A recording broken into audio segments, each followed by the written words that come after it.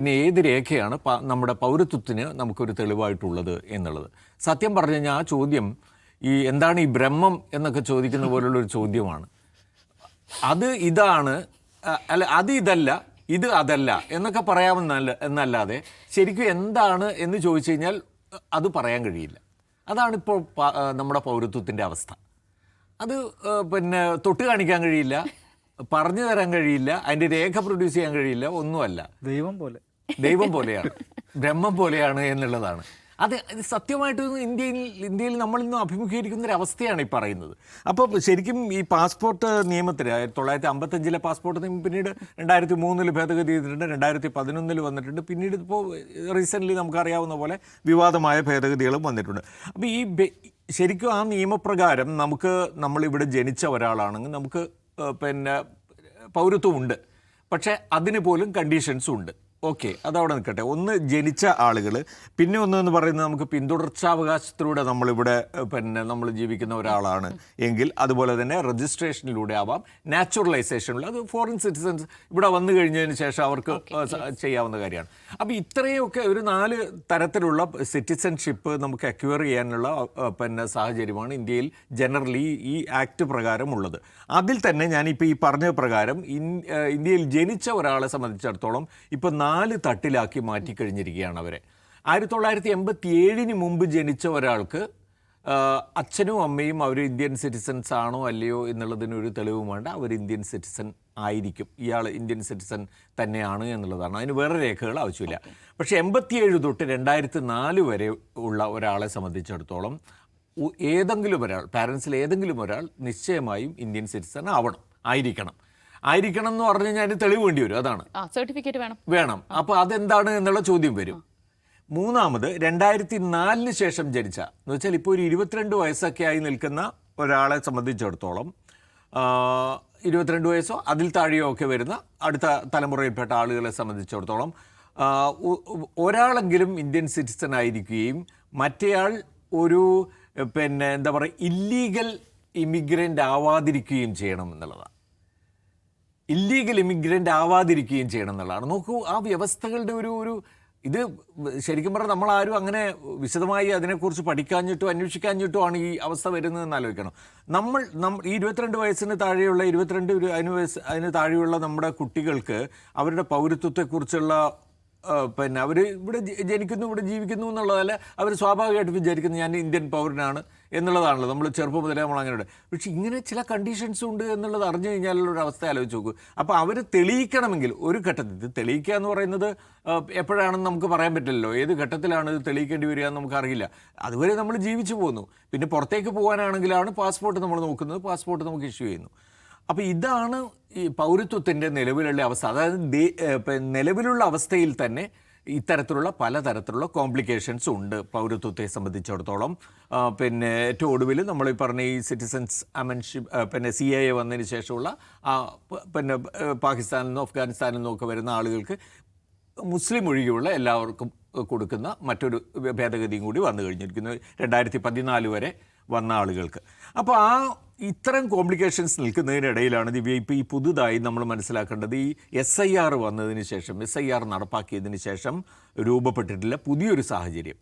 പൗരത്വവുമായിട്ട് അത് വളരെ ഒരിക്കലും പൗരത്വം തെളിയിക്കാനുള്ള ഒരു സംഗതിയായി മാറില്ല, അല്ലെങ്കിൽ പൗരത്വമായിട്ട് അതിനൊരു ബന്ധം ഉണ്ടാവില്ല എന്ന് പറഞ്ഞ് തുടങ്ങിയ SIR അവസാനിച്ചിരിക്കുന്നത് മെയ് 27 സുപ്രീം കോടതി വിധിയിൽ എന്താ പറയുന്നത്? ഇത് പൗരത്വത്തിനുള്ള രേഖയല്ല, പൗരത്വവുമായി ഇതിനെ നേരിട്ട് ബന്ധിപ്പിക്കാൻ കഴിയില്ല. SIR നിങ്ങളുടെ പേരുണ്ടെങ്കിൽ നിങ്ങൾ ഇന്ത്യൻ പൗരനാണ് എന്നും ഇല്ലെങ്കിൽ ഇല്ല എന്നും പറയുന്ന തരത്തിലേക്ക് കൊണ്ടുപോകാൻ കഴിയില്ല. അതായത് SIR പേരില്ലാത്തതുകൊണ്ട് ഒരാൾ ഇന്ത്യൻ പൗരനല്ലാതാകുന്നില്ല എന്നാണ് സുപ്രീം കോടതി പറഞ്ഞത്. പക്ഷെ അതേസമയം തന്നെ സുപ്രീം കോടതി പറയുന്ന വേറൊരു കാര്യമുണ്ട്, ഇവർക്ക് പൗരത്വം വെരിഫൈ ചെയ്യാമെന്നാണ്. അതായത് SIR പ്രോസസ്സിൻ്റെ ഭാഗമായി പൗരത്വം വെരിഫൈ ചെയ്യാം.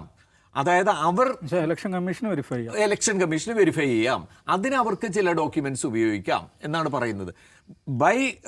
എന്താ പറയുക, ഇതിൻ്റെ അന്തിമമായി എന്താ ഉണ്ടാവുന്നത്? ഈ ഇലക്ഷൻ കമ്മീഷനെ സംബന്ധിച്ചിടത്തോളം ഇന്ത്യൻ പൗരനാണോ അല്ലയോ എന്നുള്ളത് അവരുടേതായിട്ടുള്ള മാനദണ്ഡങ്ങൾ ഉപയോഗിച്ച് വെരിഫൈ ചെയ്ത് ഒരു തീരുമാനത്തിലെത്തുകയാണ് ചെയ്യുന്നത്.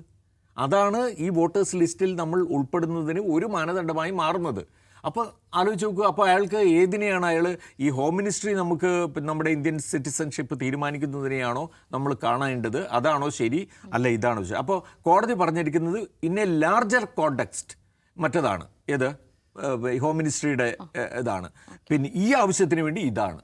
അപ്പോൾ നോക്കി എന്തുമാത്രം ഭയങ്കരമായ സങ്കീർണമായ അവസ്ഥയിലേക്ക് പോകണം. ഇതിൻ്റെയൊക്കെ ഭാഗമായിട്ടാണ് നമ്മൾ മനസ്സിലാക്കേണ്ടത് പശ്ചിമ ബംഗാളിൽ ഉൾപ്പെടെ ഈ SIR ലിസ്റ്റിലുള്ള ആളുകൾക്ക്, അതിലില്ലാത്ത ആളുകൾക്ക് സകലതും നിഷേധിക്കുന്ന ഒരു പ്രോസസ്സ് ഇപ്പോൾ സ്റ്റാർട്ട് ചെയ്തിരിക്കുന്നത്.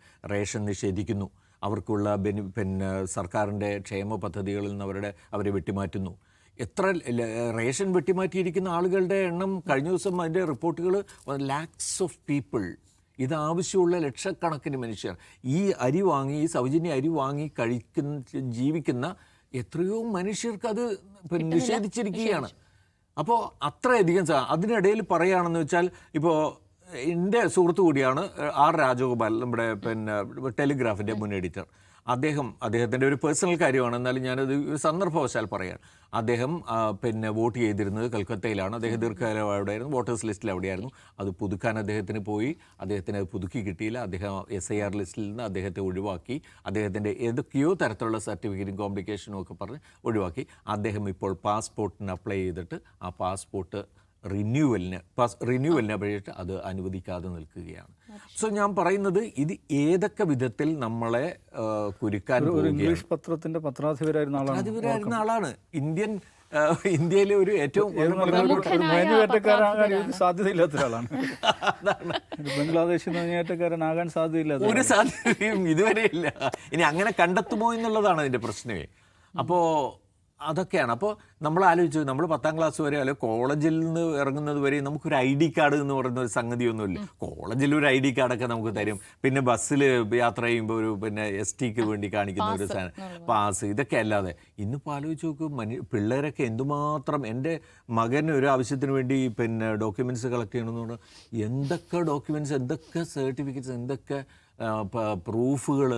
ഇങ്ങനെയാണ് മനുഷ്യനിപ്പോൾ ഇന്ത്യയിൽ ഇതിനെയൊക്കെ കൈകാര്യം ചെയ്യേണ്ടി വരുന്നത് എന്നുള്ളതാണ് ബേസിക് ആയിട്ടുള്ള കാര്യം. എന്ന് വെച്ചാൽ SIRനെ പൗരത്വവുമായി ബന്ധിപ്പിക്കാനുള്ള ആ ഒറിജിനലായിട്ടുള്ള ഈ കേന്ദ്ര സർക്കാരിൻ്റെ ആ ശ്രമത്തിൻ്റെ തുടർച്ചയാണ് ഈ പാസ്പോർട്ട് പൗരത്വരേഖയല്ല എന്ന നിലപാടിലേക്ക് വന്നത് എന്നതാണ് ഞാൻ കരുതുന്നത്. അങ്ങനെയാണ്.